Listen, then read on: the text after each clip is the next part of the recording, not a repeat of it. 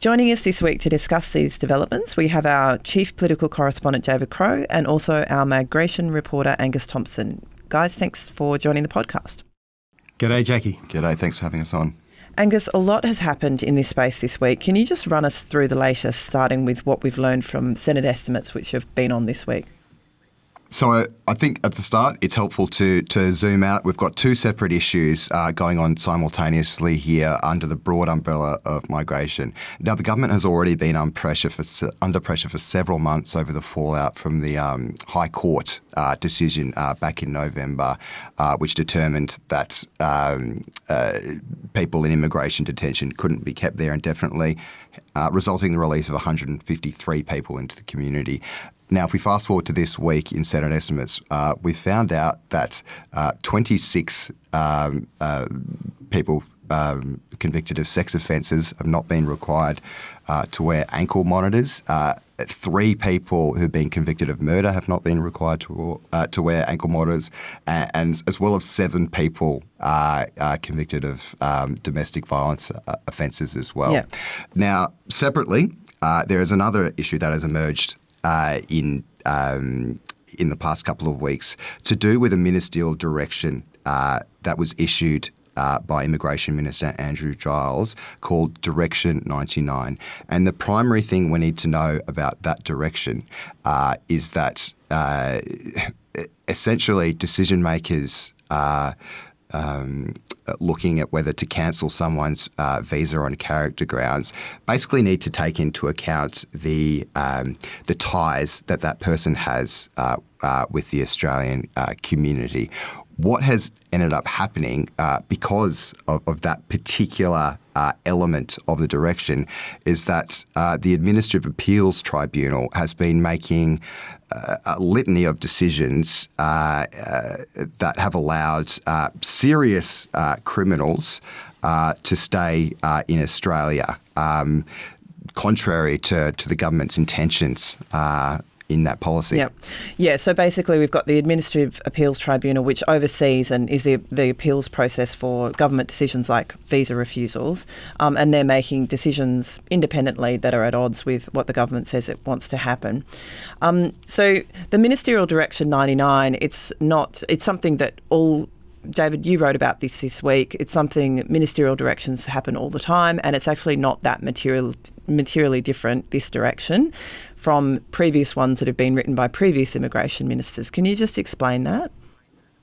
Direction 99 came into force at the beginning of 2023. It's signed off by Andrew Giles, the Labor Minister, but there were similar directions put in place by Liberal Minister David Coleman in 2018, by Liberal Minister Alex Hawke in 2021. There was one from 2014 as well. The wording is slightly different over time, but the ones that I've looked at over the last 5, 6, 7 years all use this key phrase: there is a higher level of tolerance for criminal behaviour if that criminal has strong ties to the Australian community. That was in Liberal directions, and when the Liberals were in government, the AAT also overturned government decisions on visas and freed criminals.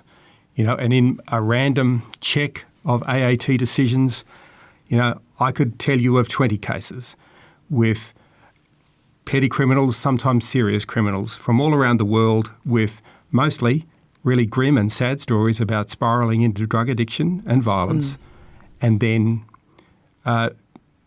being deported or seeking to be deported by the government and then winning in the AAT, which is exactly what we're seeing in newspaper headlines now.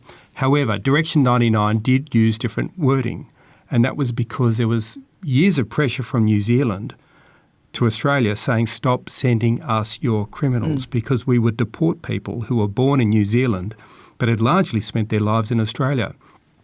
And when that became a source of diplomatic friction, Australia changed the rules, and that's why long-standing ties to Australia are given higher priority in Direction 99 than they were in the previous directions under the Liberals. And there was a slight change in wording to sort of emphasise the importance of this. Yeah, you're right, and that we've seen that before with previous prime ministers, that it is a point of tension between our government and the New Zealand government.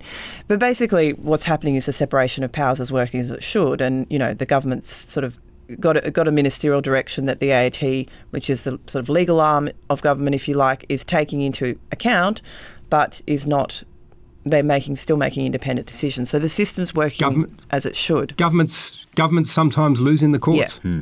Governments lose in the courts. They're not happy at that. Yeah. I mean, some of the stories that have been making headlines here, it just needs to be remembered that, yes, the tribunal decided to free somebody who had raped his stepdaughter. Shocking cases where people are being released instead of being deported.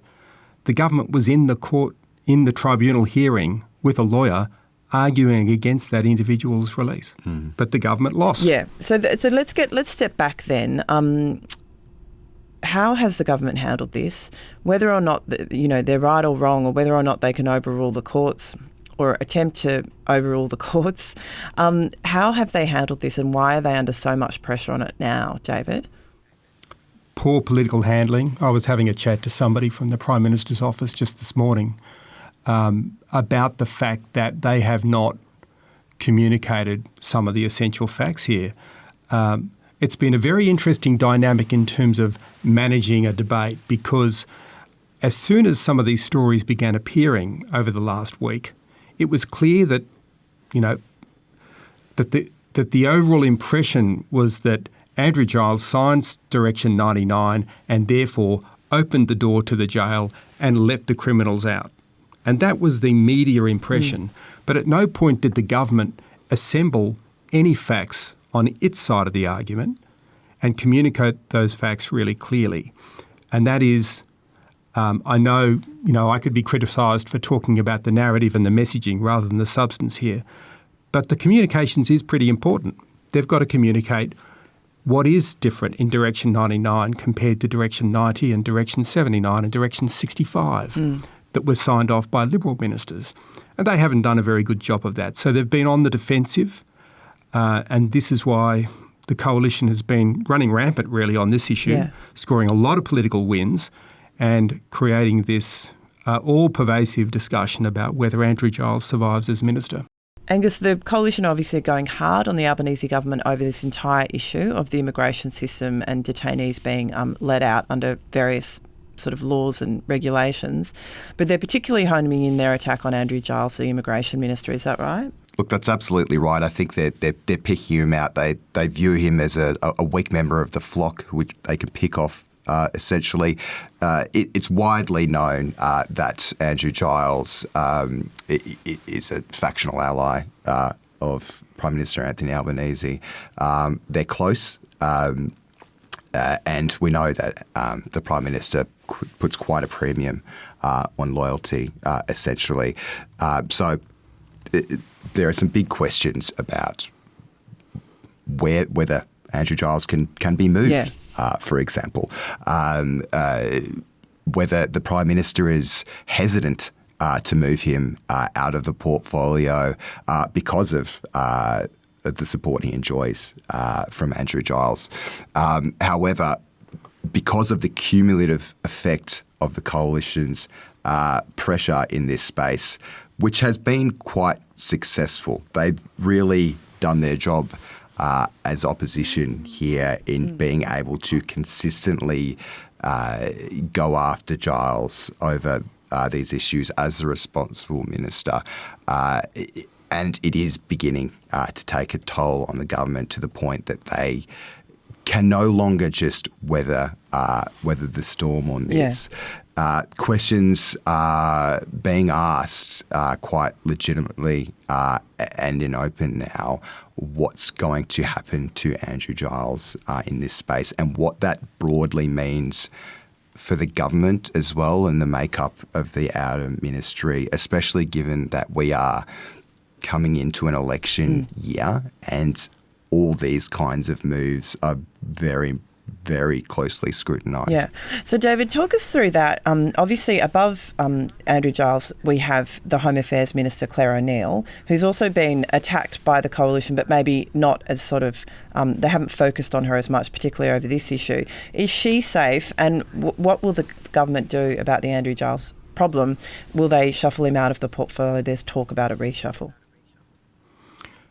Yeah, there's a lot of chatter because some of this builds up a momentum of its own once you've got this impression of a minister performing poorly and at the moment only rarely appearing in the media and answering questions very briefly in question time without going on the attack.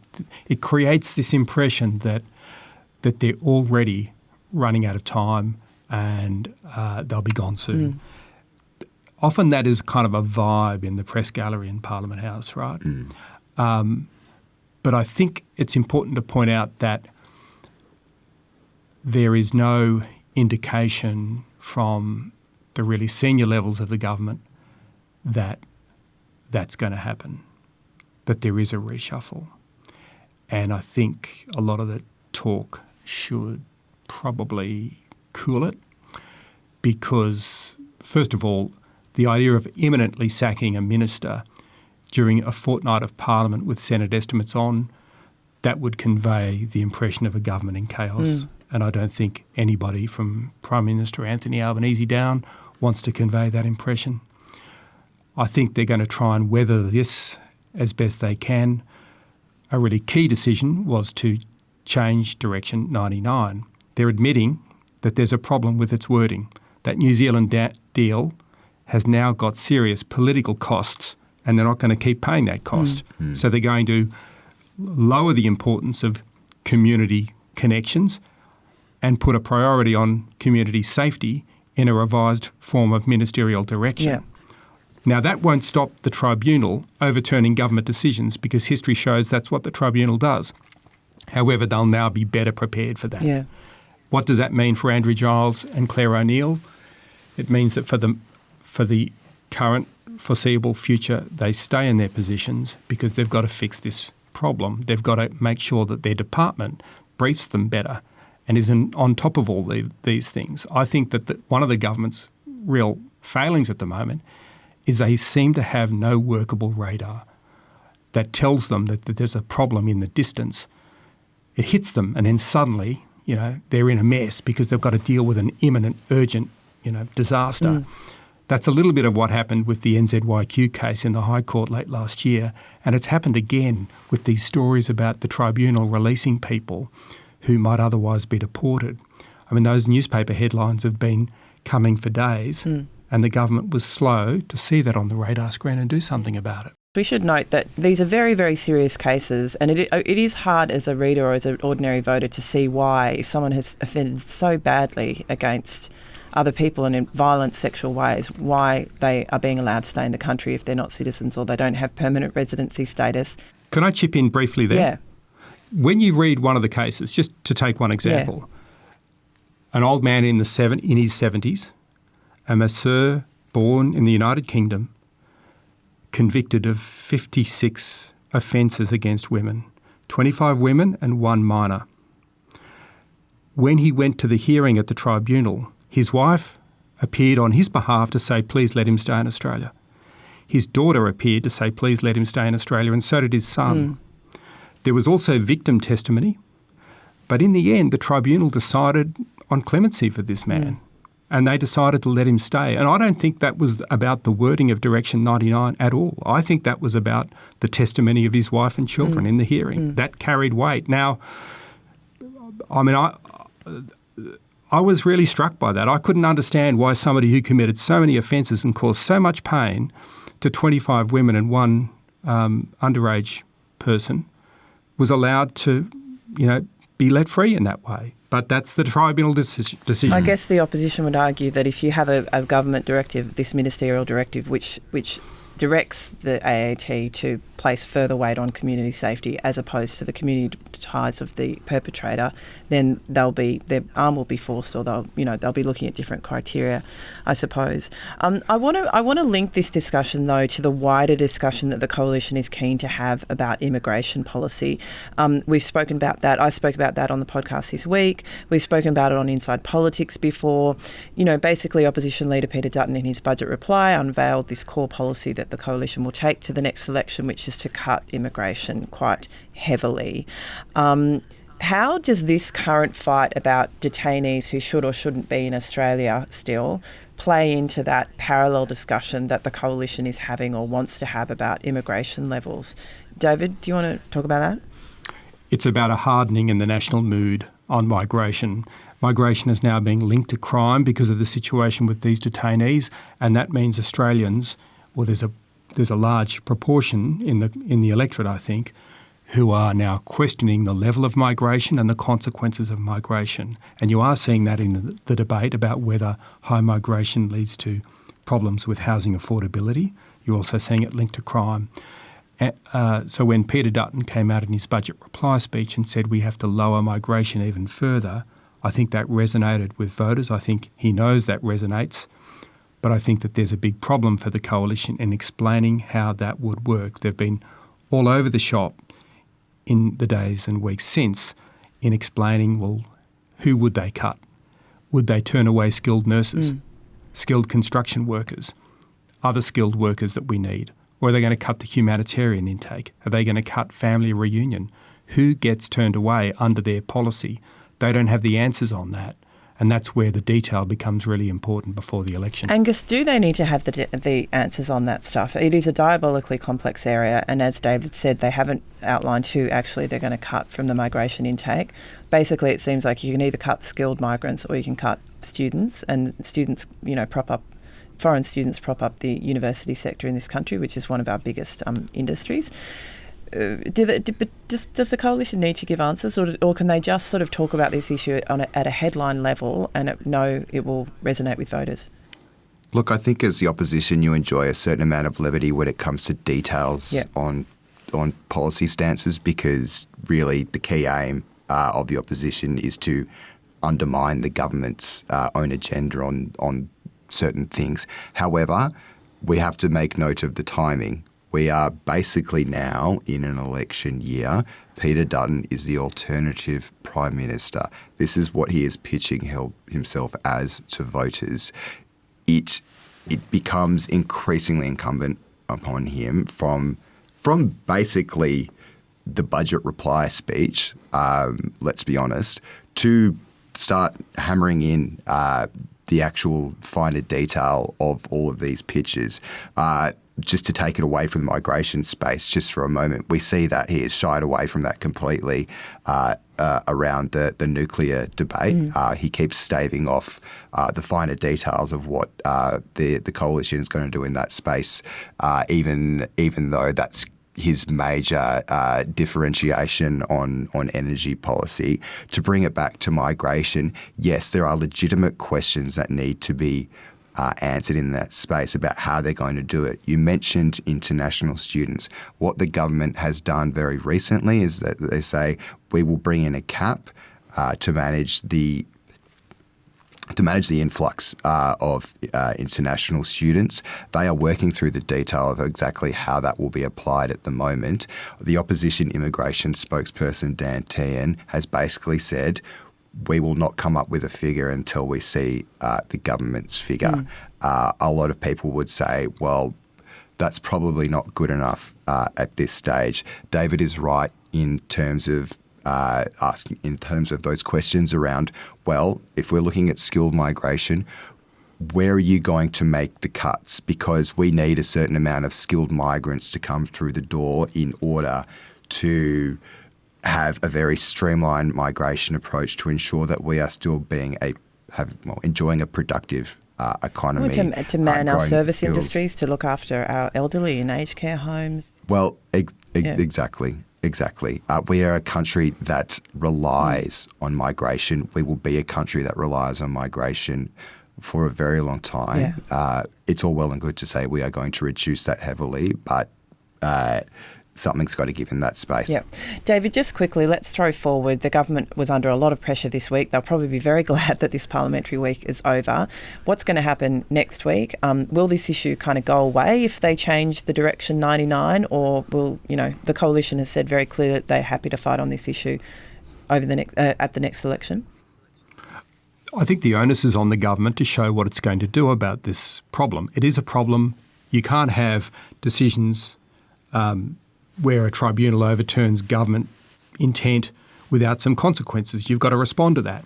So they've got to come up with a new version of Direction 99 very soon so that they can assure Australians that the priority on community safety is totally clear. that's a basic requirement for the government to show that it's in control of the situation. Then I think you can have an argument about whether their new direction is going to work and how they respond to other cases. But we'll probably see reports of other cases in the tribunal. And meanwhile, as Gus was pointing out with Senate estimates this week, we've still got the ongoing debate about what happens with the people who are released after the High Court decision. Bear in mind that we see all the details about tribunal decisions because the hearings are recorded and decisions are published. But people released by the department on the quiet, we never really know about that. And that's how, you still have a story about people released by the department who should, after the High Court decision, who, in the view of some people, should be wearing ankle bracelets. Bear in mind, there were people released who are convicted criminals and released by the coalition government when it was running the Department of Immigration and the Department of Home Affairs, and they're not wearing ankle bracelets. So scrutiny of both sides will still be important. Yeah. Look, this is not an issue that's going to go away. And as you say, it's very difficult sometimes to get any sort of transparency in about immigration, and governments of both sides tend to obscure the facts rather than reveal them. So it makes our job even more important. Thanks so much, guys. I really appreciate that. Thanks Cheers, very Jackie. much.